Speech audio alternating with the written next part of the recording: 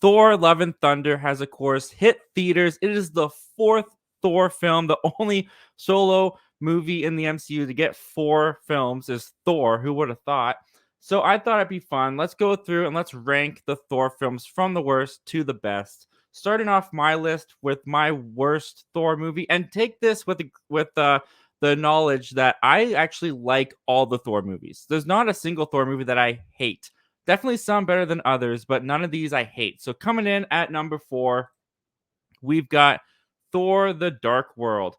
I don't think this is a surprise to many people. A lot of people say Thor: The Dark World is just the worst MCU movie in general. I don't necessarily agree with that, but I don't exactly blame people for thinking that. Thor: The Dark World does have some things going for it for me, though. I really like the Thor and Loki relationship in this one. I think their dynamic is the some of the best that it's been in all the movies and in the MCU. I like bringing Jane more into the story in Asgard and on the journey. Of course, there's a lot of weaknesses when it comes to the villain Malekith. Malekith is still, I think, the worst MCU villain. And it's not that the movie doesn't give him motivation. It's simply the fact that he is boring. He's forgettable. The story doesn't really let him do much in it. The Dark World, I think, does have some fun little humorous bits. I think the third act with all the transporting of all the different realms, I think that's a lot of fun. But the shortcomings, of course, are that it is kind of a bleak looking movie. While it does spend more time on Asgard, it doesn't really give Asgard that giant magical scope that the first film gives it, you know? So Thor: The Dark World, not the worst movie in the MCU in my opinion, but it is the worst Thor movie. Coming in at number 3 for me is Thor: Love and Thunder. Now, obviously, this is in theaters, so I'm gonna keep this brief, no spoilers, nothing like that. Thor: Love and Thunder is a really fun time. If you saw my review, you guys know that I had a really fun time with Thor: Love and Thunder. It is completely ridiculous. It's silly, it's wacky, but I kind of really loved it. I thought Chris Hemsworth once again was great as Thor. He did a good job balancing the seriousness with the goofballness of Thor, like he did in Ragnarok. He definitely leans more into the goofballness because the script and the way that it's directed allows him to. But I still think that when he has to be the serious Thor, he does both very well. I loved seeing Natalie Portman come back as Jane and Mighty Thor. I thought she was fantastic, and the chemistry between her and Hemsworth was also really good. I also liked the developing friendship that she had going with Valkyrie, and of course, Gore the God Butcher, played by Christian Bale, was a show stealer. Christian Bale was so awesome in this movie as Gore the God Butcher. He was creepy, he was unsettling, and the way that he just played the character was mesmerizing, but he needed more screen time. I wanted more of Gore. And that's kind of where the shortcomings for Love and Thunder come into me because Thor Love and Thunder is a really funny movie. But the serious stuff and the stuff that really could have been interesting to dive into is kind of kept surface level. They don't get too deep with it like I wanted them to.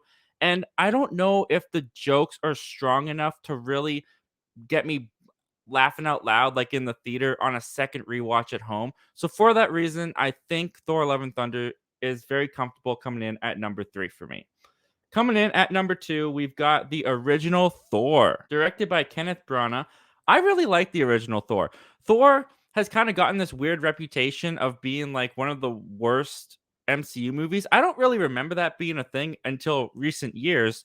I thought that the first Thor movie had this real Shakespearean vibe to it. I love the family drama that Kenneth Branagh brought to the first Thor. I think the Thor and Loki brothership fracturing was done really well throughout this story. I think Asgard is the biggest in scope and scale it's ever been in these movies in the first original Thor.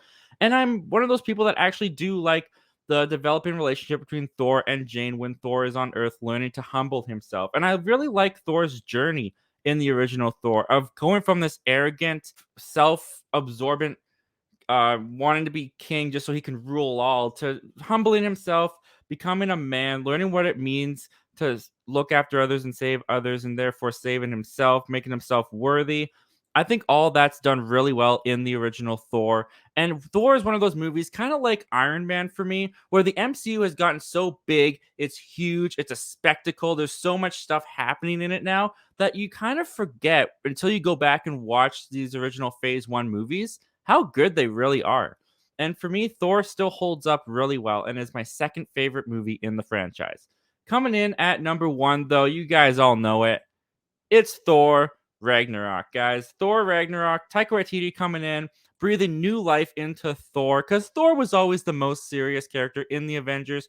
He got a couple quips here and there. He did get times where he could be funny, but not until Taika Waititi took over in Thor Ragnarok did they find the perfect balance of that with Thor. I think teaming him up with Mark Ruffalo as Bruce Banner slash the Hulk was a really great buddy kind of relationship that they had going in this movie. I love the Gladiator Hulk sequences. I love Jeff Goldblum as the Grand Master. I think Hela as the villain is the weakest part of this movie and is where Love and Thunder has over Ragnarok is the villain is so much better in Love and Thunder, but Ragnarok does have a better balance of the drama with the comedy because there's stakes to Ragnarok. They actually let you feel some of the stakes. You care about the story, you care about the characters. This group, Hulk, Thor, Valkyrie, Loki, a great group to follow throughout the movie. It all works so well. The movie just has constant energy and synergy to it. Thor Ragnarok is a nonstop fun time for me. I love Thor Ragnarok, and for that reason, it comes in as my number one favorite Thor movie in the franchise.